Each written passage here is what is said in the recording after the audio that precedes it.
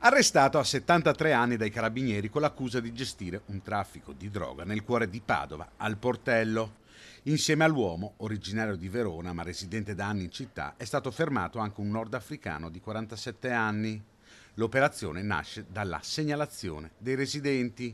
I militari dell'Arma di pattuglia hanno notato il 47enne che faceva la spola in bici tra Piazza Portello e uno degli stabili della zona. Durante l'appostamento l'uomo veniva notato anche mentre vendeva della droga, in tutto 4 scambi.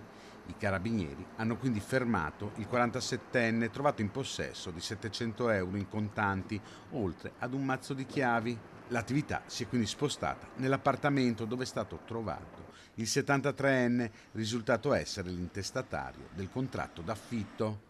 Dalla perquisizione sono emersi quasi 3 etti di droga tra hashish, cocaina ed eroina, oltre alla somma di 1115 euro.